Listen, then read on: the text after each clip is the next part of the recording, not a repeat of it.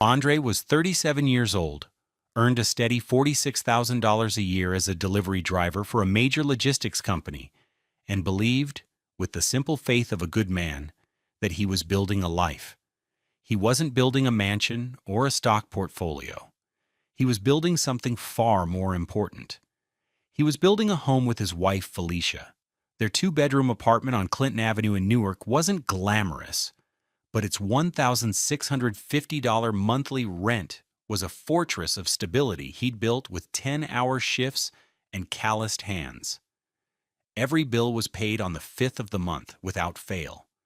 The electricity, the gas, the $112 cable and internet package, all of it came out of his account, the one he'd had since he was 19. He was the kind of man who found deep satisfaction in the quiet hum of a refrigerator he knew would never be turned off for non-payment. This, he thought, was love made tangible. It was the foundation.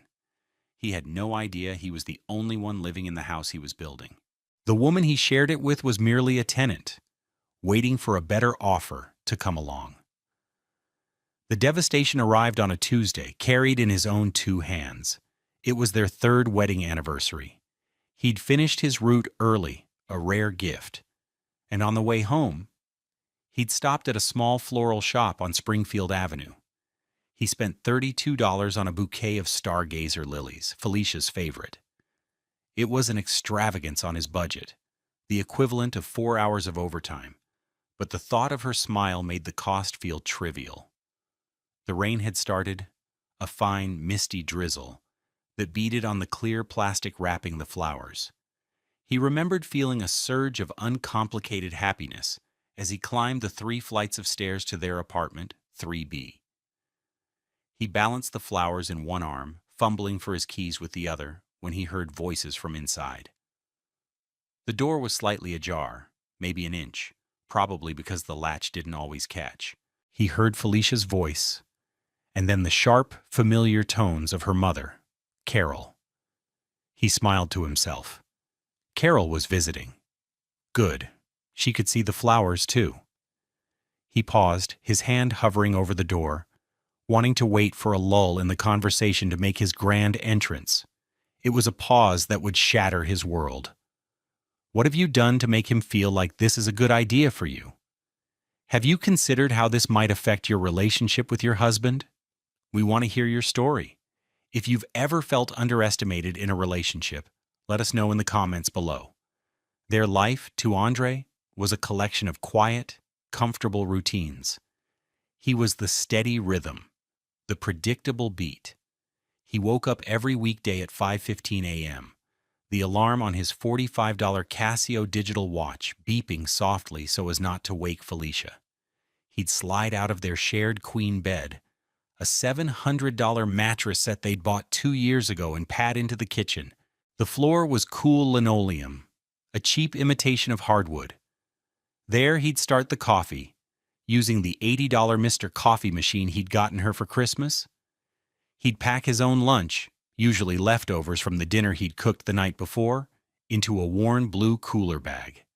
By 6 a.m., he was out the door, climbing into his 2014 Honda Civic. It had 145,000 miles on it, a small dent on the rear passenger door from a runaway shopping cart, and the unwavering reliability of a loyal friend. It was paid off. That fact was a source of immense pride for Andre, a concrete achievement.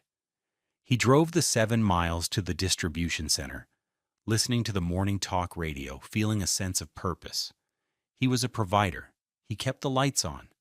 Felicia's life operated on a different schedule. She was an administrative assistant at a downtown law firm, a job that paid $52,000 a year, slightly more than him. She woke up around 7:30 a.m. after he was long gone. She'd drink the coffee he'd made, shower, and spend an hour on her hair and makeup. Her side of the closet was a testament to her aspirations. It was filled with brands Andre only knew from the glossy magazines she left on the coffee table. A $350 Michael Kors handbag she'd bought on sale, a pair of $600 Stuart Weitzman boots she'd saved for months to buy, a $400 trench coat from a brand he couldn't pronounce.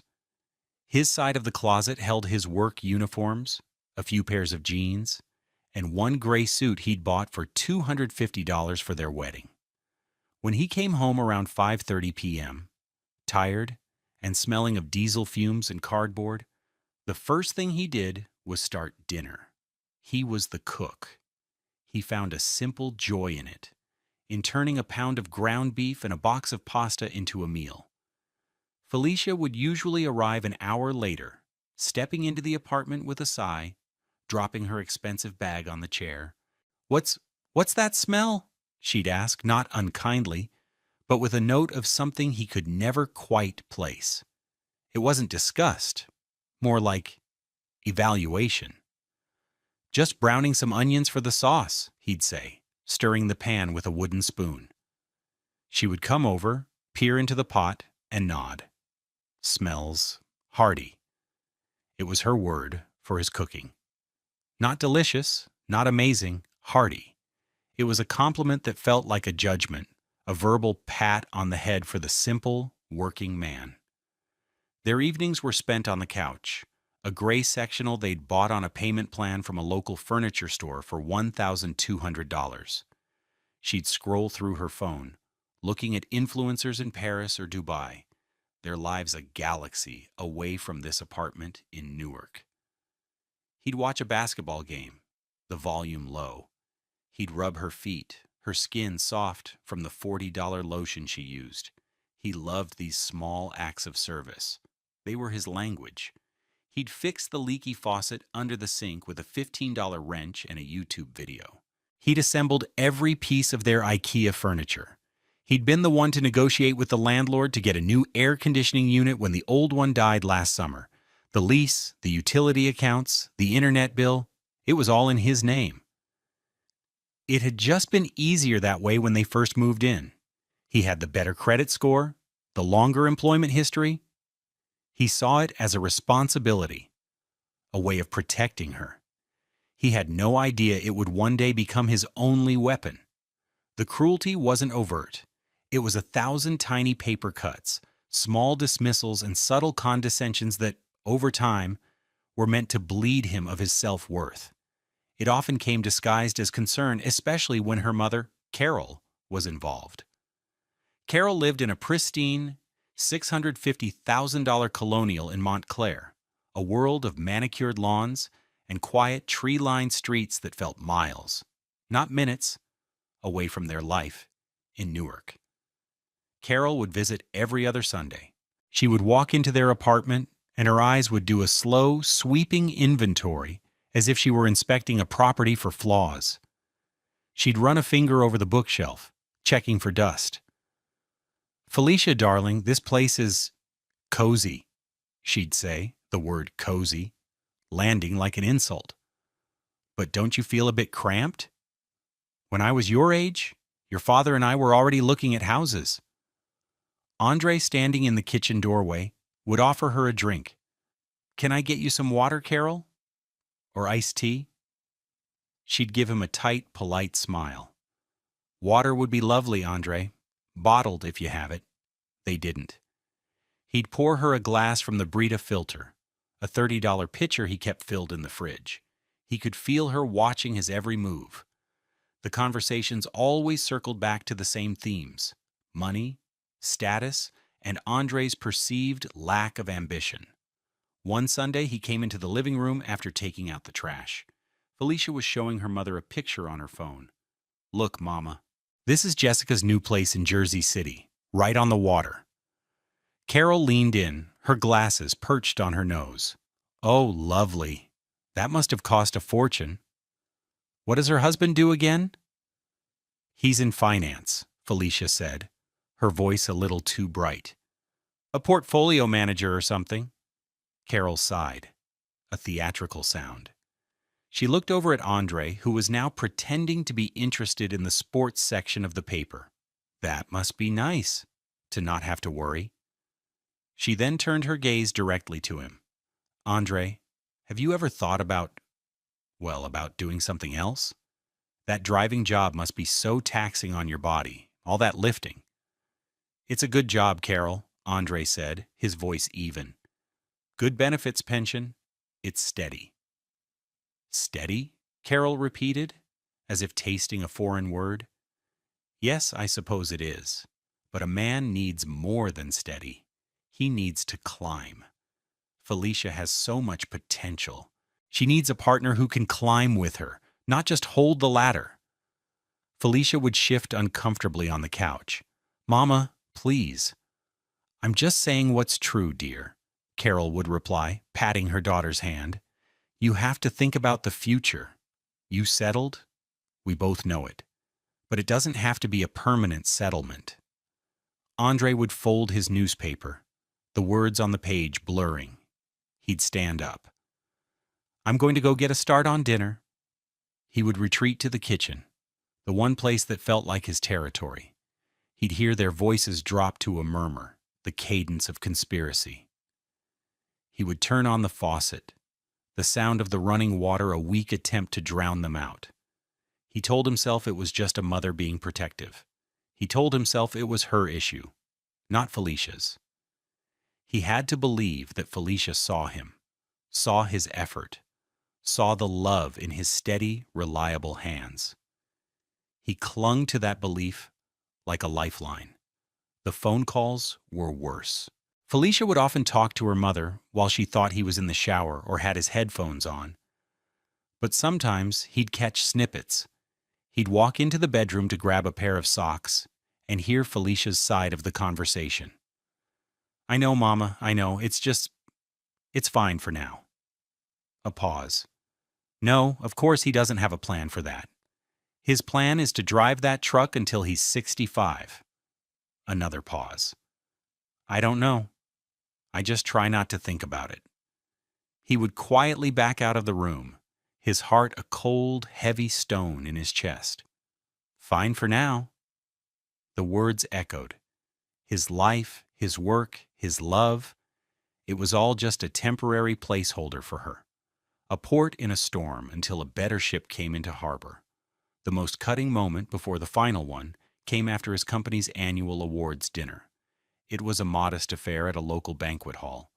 Andre had received a pin for 10 years of service and safe driving. He was proud. He wore his $250 suit. Felicia wore a simple black dress that still cost $280. They sat at a table with his colleagues, men like him, with strong backs and tired eyes. On the drive home in his Honda, she was quiet. Did you have an okay time? He asked, sensing her mood. It was fine, Andre, she said, staring out the window. It was nice to see you get your pin. You sound like you didn't have a good time. She turned to him, her face illuminated by the passing streetlights. Honestly, it was a little depressing. Depressing? Why? All those men, they've been there for 20, 30 years, and they're all just the same. Same stories, same jokes.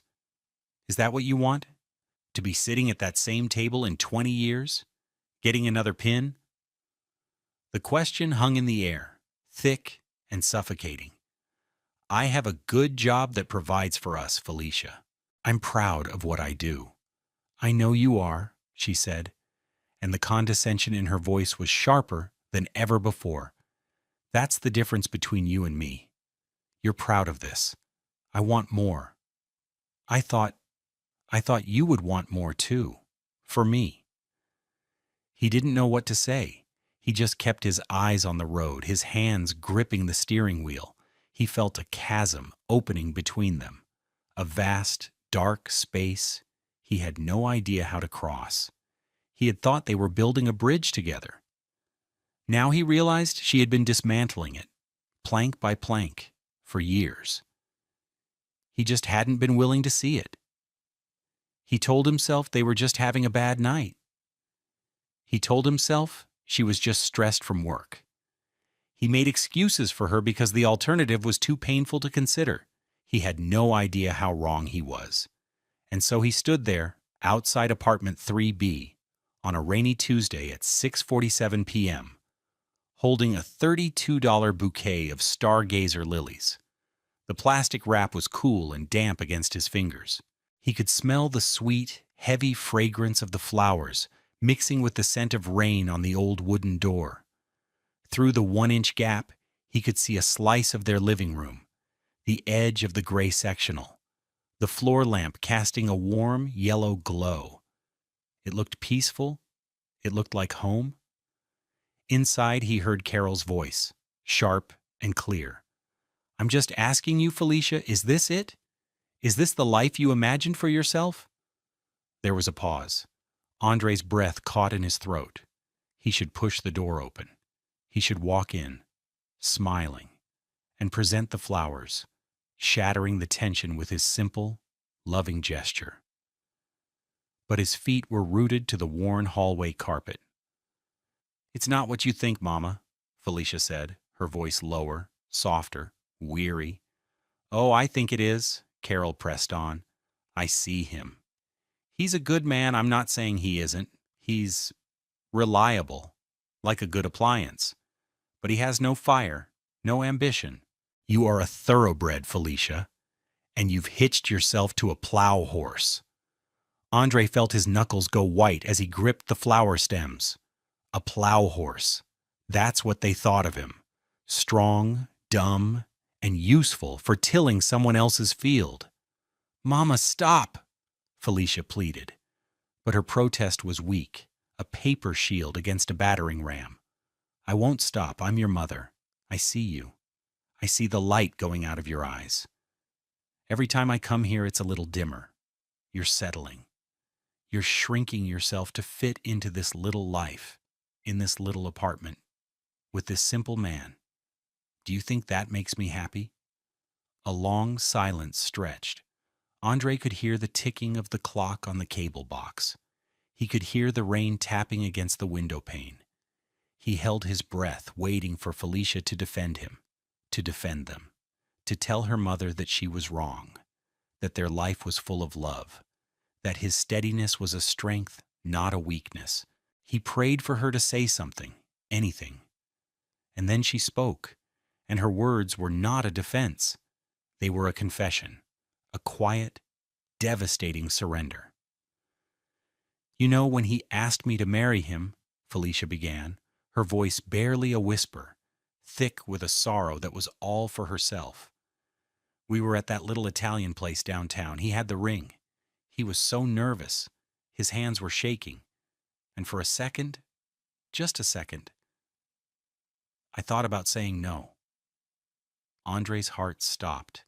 He leaned his forehead against the cool wood of the door, the bouquet hanging limply from his hand. "But you didn't?" Carol said, her voice softening, now that she had won. "No," Felicia whispered. "I didn't.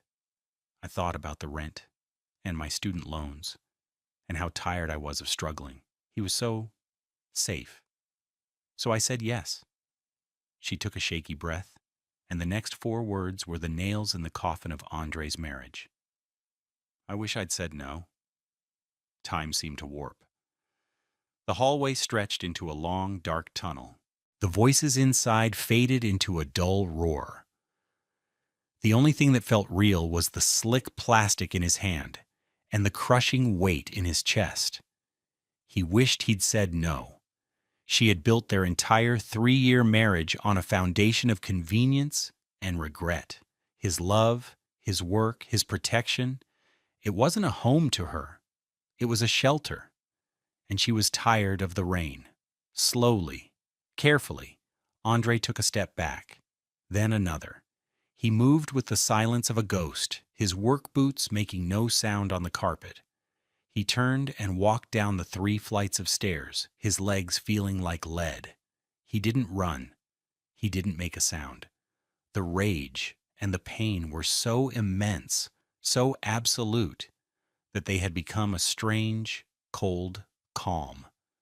He walked out of the building and into the rain. He didn't have a jacket. The cool drops soaked his shirt, but he barely felt them. He walked to the corner, to the overflowing public trash can, and he gently placed the $32 bouquet of stargazer lilies on top of a pile of discarded coffee cups and newspapers. He looked at them for a moment, beautiful and vibrant and utterly meaningless. Then he turned and walked away, with no destination in mind. He just walked, letting the rain wash over him, feeling nothing at all. For the next 3 days, Andre became the greatest actor of his life. He returned to the apartment an hour after he'd left, long after Carol's car was gone. The rain had soaked through his uniform, and he used it as his excuse. "Sorry I'm late," he said. Stepping through the door he now saw as a crime scene. Got held up, and then the rain started coming down in sheets. Had to wait it out in the truck. Felicia was on the couch, scrolling through her phone. She looked up, her expression unreadable. "Oh, I was starting to worry. Did you eat?" "No, not yet," he said, his voice a perfect imitation of his normal, tired self. He took off his wet boots by the door. "You want me to make something?"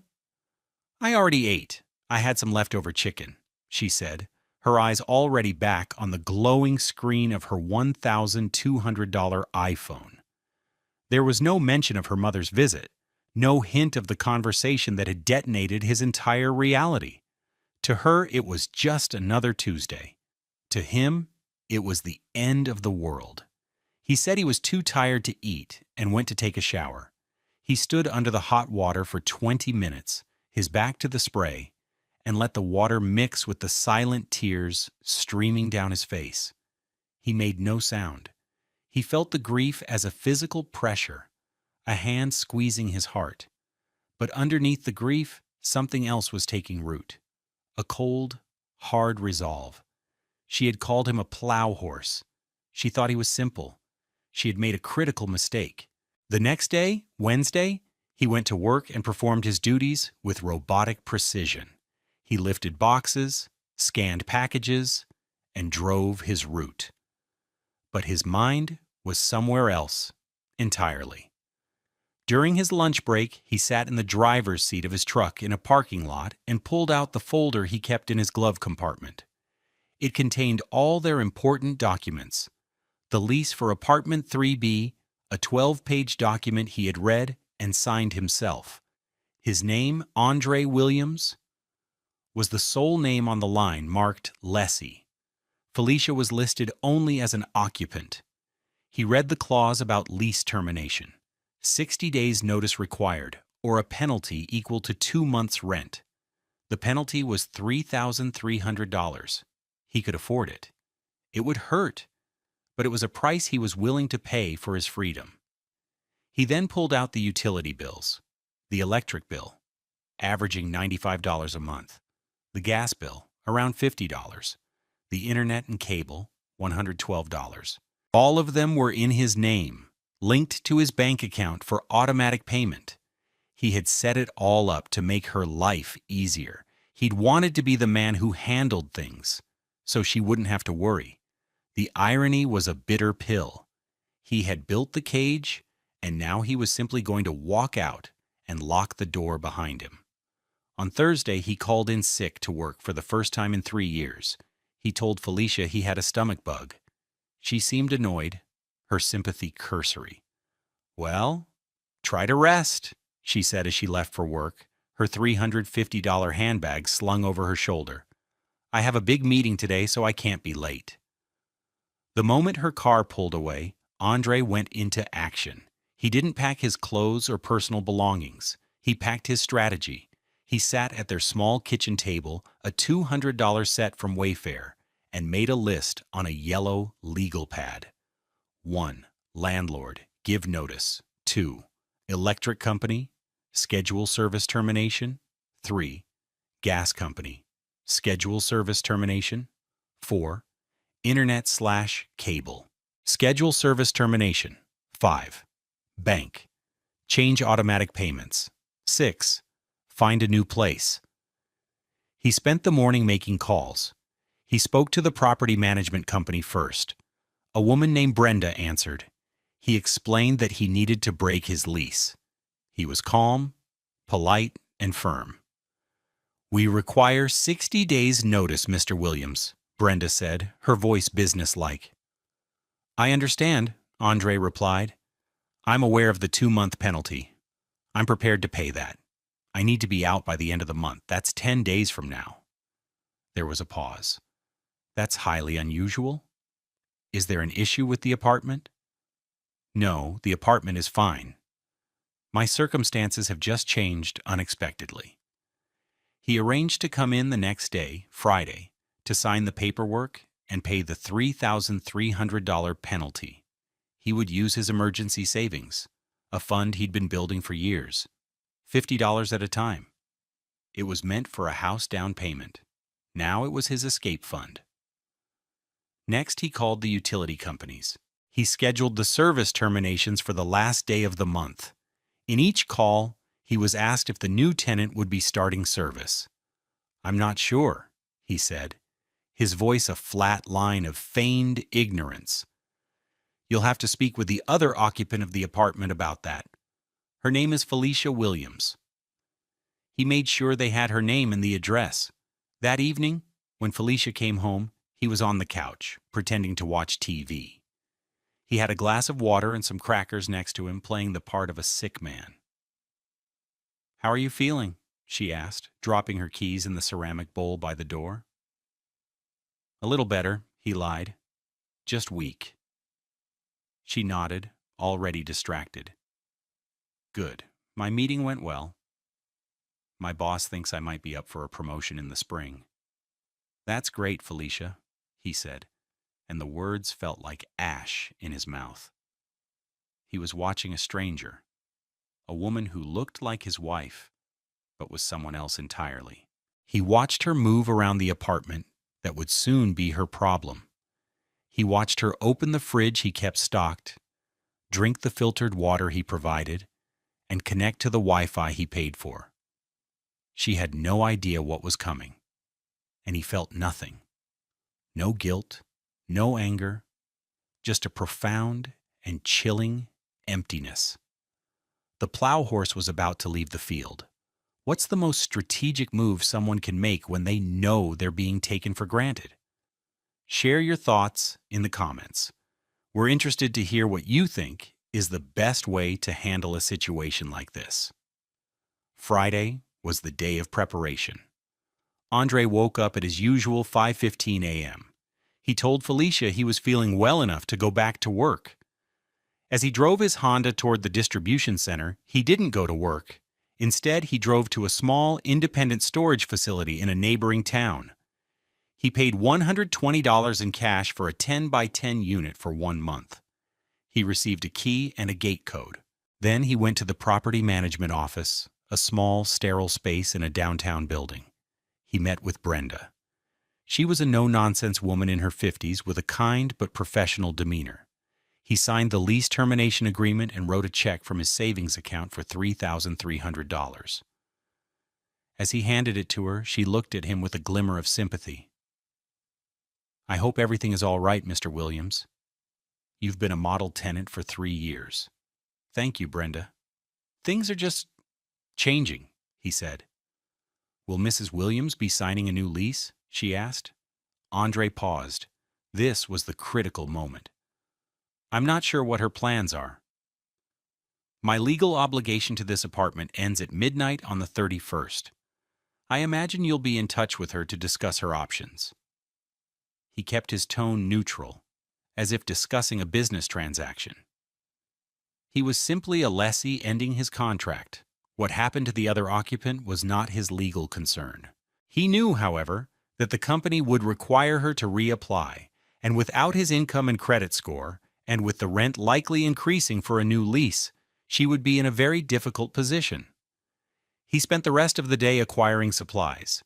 He bought 20 moving boxes, a roll of packing tape, and a black marker from a Home Depot for $78. He then went to a U-Haul rental center and reserved a 10-foot truck for the following Monday, the 30th. The cost would be $29.95 plus mileage. He got home at his usual time, the boxes hidden in the trunk of his car.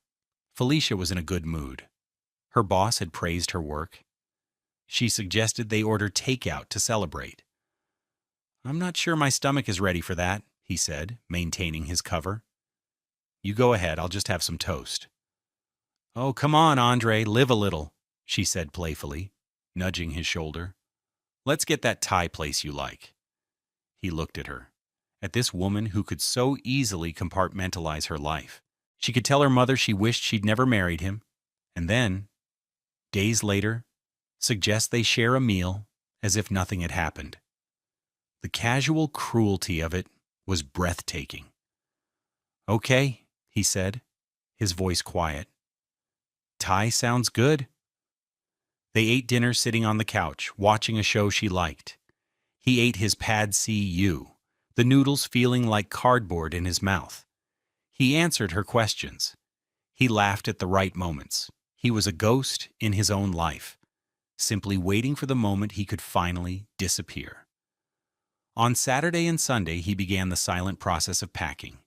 He did it while she was out, at the gym on Saturday morning, getting a manicure, and then visiting her mother on Sunday afternoon. He moved with quiet efficiency. He packed his clothes, his books, his few personal belongings. He was careful to only take what was unequivocally his: the gray suit, the Casio watch, the framed photo of his late mother, the tools he kept in the hall closet. He labeled each box with a black marker: clothes, kitchen, his, bathroom, his. He left everything they had acquired together: the $1,200 sectional couch, the $700 queen bed, the dining table, the 55-inch television.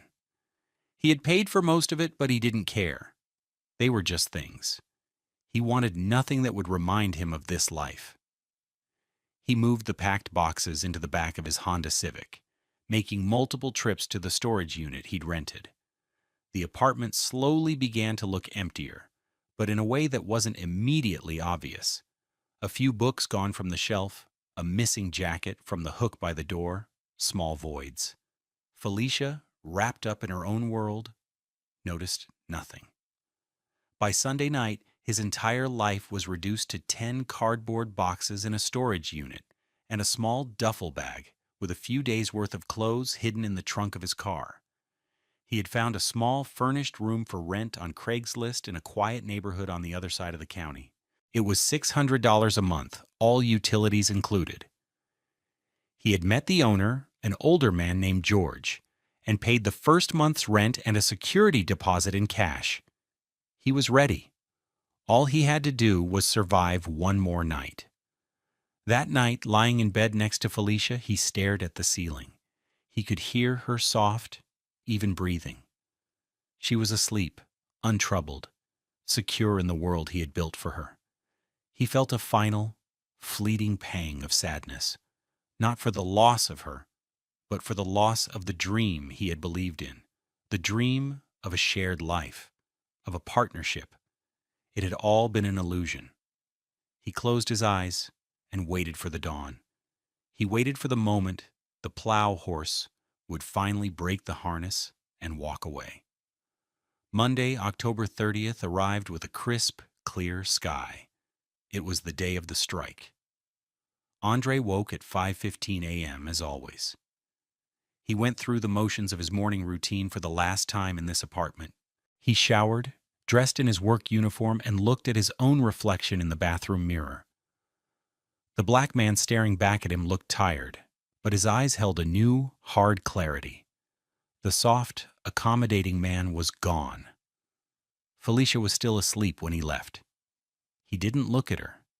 He simply closed the bedroom door quietly and walked out of the apartment, closing and locking the front door behind him. He did not go to work. His first stop was the U-Haul Center. At 7 a.m., he picked up the 10-foot truck he had reserved. He drove it back to the apartment complex and parked it in a visitor spot. Then he sat in his Honda and waited. At 8:15 a.m., exactly on schedule, he saw Felicia leave the building. She was talking on her phone, laughing at something, as she walked to her own car, a 3-year-old Nissan she paid $450 a month for. She drove away, heading toward her bright future, completely oblivious that her foundation was about to be demolished. The moment she was gone, Andre moved. He worked with a speed and focus he usually reserved for his busiest delivery days. He took the few remaining items that were his: the coffee maker, his favorite cast iron skillet, the old armchair in the corner he'd inherited from his grandfather. These larger items went into the U-Haul. He was methodical. He took nothing that could be disputed. The television they bought together stayed. The bed they shared stayed. The life they had pretended to build stayed. He was only taking himself. By 9:30 a.m., the apartment was stripped of his presence. It looked strangely sterile. He did a final walkthrough. He cleaned the kitchen counter, swept the floor. He was leaving it in better condition than he was legally required to. This wasn't about petty revenge. It was about a clean, surgical extraction. This was about accountability. Finally, he sat down at the empty kitchen table and took out a single sheet of paper and an envelope. He wrote a short, simple note. Felicia, by the time you read this, I will be gone. I overheard your conversation with your mother last Tuesday. I know you wish you had said no. I am granting you that wish retroactively. I am saying no for you. The lease for this apartment is solely in my name. I have terminated it with the property management company. My legal and financial responsibility for this address ends at midnight tomorrow, October 31st. You will need to contact the landlord, Brenda, to discuss your options if you wish to stay. The electric, gas, and internet services, which are all in my name, are scheduled to be disconnected on the morning of November 1st. You will need to make your own arrangements if you wish to have continued service. I have only taken the things that belonged to me before we met. I wish you the life you feel you deserve. Andre. He folded the note, placed it in the envelope, and wrote Felicia on the front. He propped it up against the salt shaker in the exact center of the kitchen table. Then he took his apartment key off his keychain and placed it next to the envelope. He took one last look around the quiet apartment. He felt a profound sense of peace. There was no anger left, only a quiet resolve. He walked out, leaving the door unlocked, and closed it gently behind him. He drove the U-Haul to his storage unit, unloaded the armchair and skillet, and then returned the truck. He was done by 11 a.m. He got into his paid-for Honda Civic with his duffel bag in the back seat and drove to the small room he had rented. His new life. It wasn't much, but it was real. And it was all his. He turned his phone off. He knew what was coming. The storm would break around 6:30 p.m. when she got home. He wanted to experience it not as a participant, but as a silent observer, long after the thunder had faded. He would turn his phone back on the next morning. For now, he just wanted quiet. The consequences began to cascade the moment Felicia walked through the door of apartment 3B at 6:38 p.m. She noticed the silence first. Usually Andre would be home, the television on, the smell of dinner cooking. Tonight there was nothing. The apartment was still and quiet. Andre? She called out, dropping her $350 handbag on the chair. No answer. She walked into the kitchen and saw the envelope on the table. Her brow furrowed in confusion. She picked it up, saw her name, and opened it. Her eyes scanned the short, terse lines. The color drained from her face. She read it again, her mind refusing to process the words. I overheard your conversation. Lease terminated. Utilities disconnected. It didn't make sense. Simple, steady Andre didn't do things like this.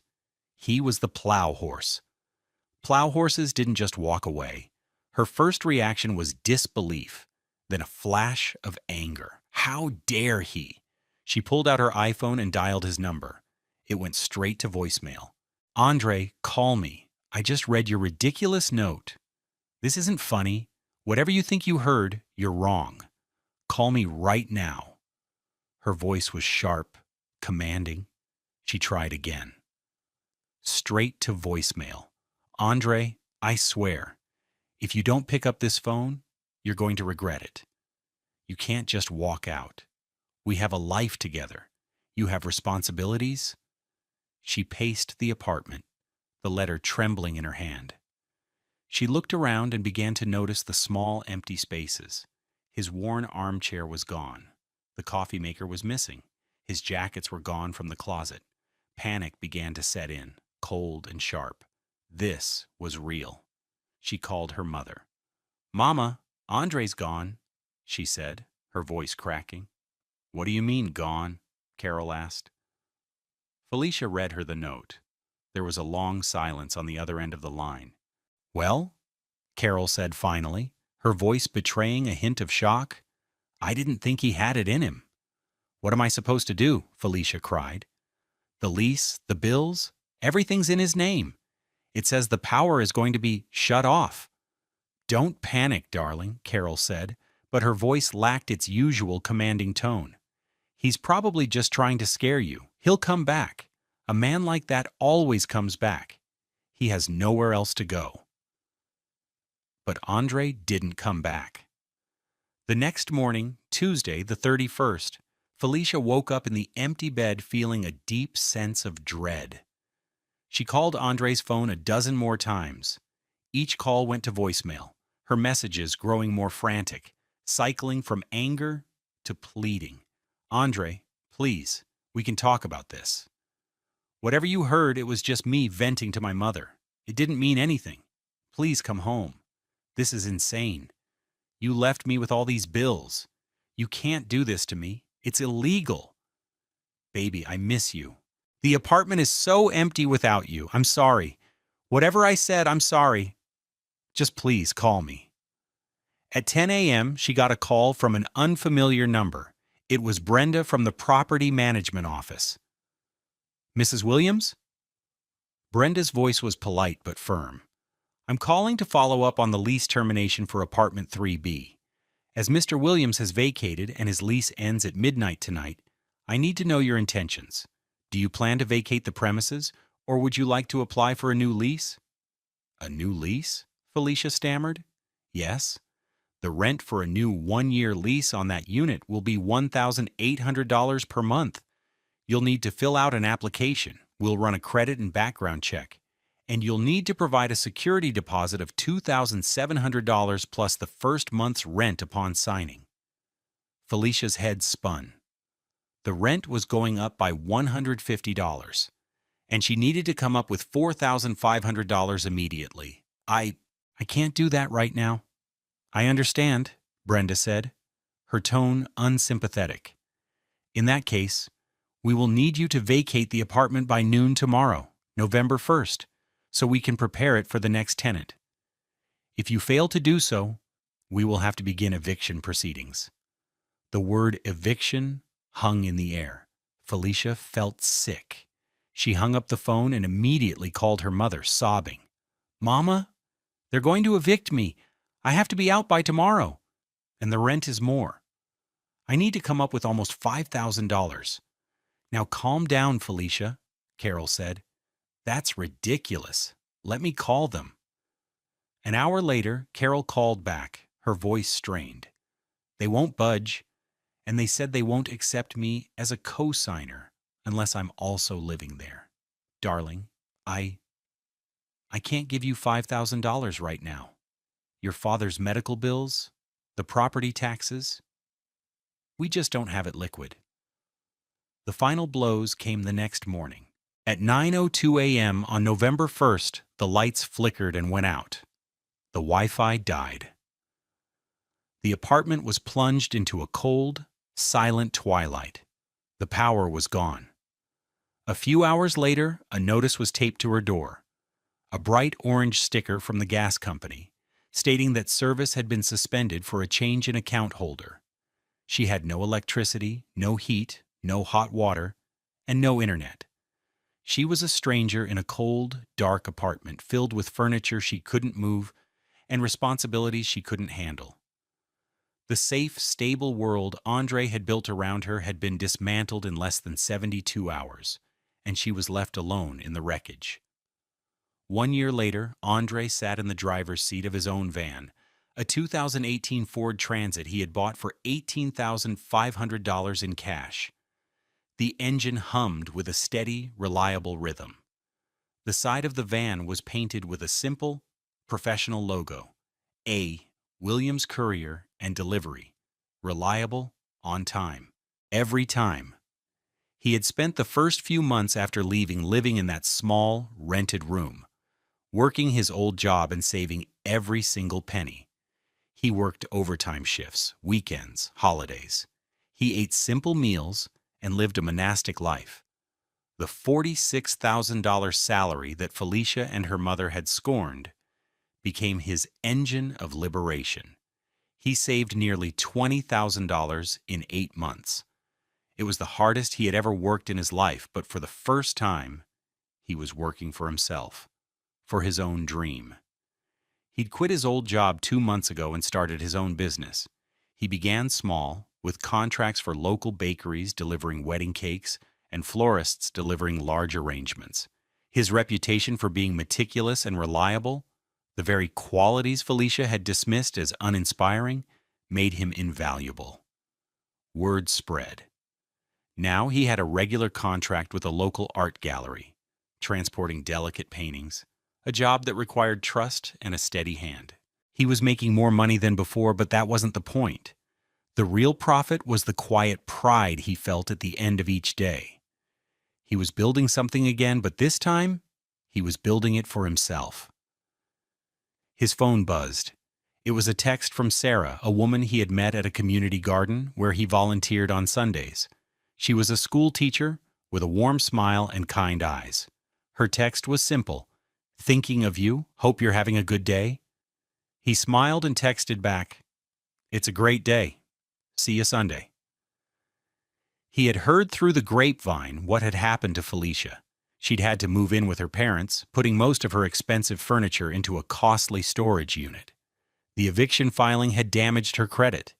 Without Andre's steady income subsidizing her lifestyle, she was struggling under the weight of her car payment and credit card debt. She had been forced to sell the $600 boots and the $350 handbag on a consignment app for a fraction of what she paid.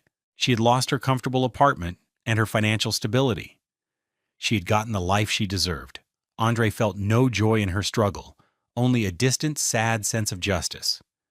Her downfall was a direct consequence of her own choices. He had not sought revenge, he had simply sought peace. He had refused to be the plow horse in someone else's field any longer. He had chosen to cultivate his own garden. As the sun began to set, casting a warm, golden light over the Newark skyline, Andre started the engine of his van. He had one last delivery to make. He was no longer just a driver. He was a businessman. He was a man who had discovered his own worth, not in the eyes of others, but in the quiet, steady work of his own 2 hands. True wealth isn't about what you have, but about what you build. It's not about the price tag on your possessions, but the value of your character. Andre had been underestimated, seen as simple and steady, but he learned that a foundation of reliability, when built for yourself, is the strongest one of all. It can't be shaken, it can't be terminated, and it is the platform from which a truly rich life can be launched. If you've ever had to start over and build a new life for yourself, we'd be honored to hear your story in the comments. Your journey could be the inspiration someone else needs to see today. Thank you for being a part of our community.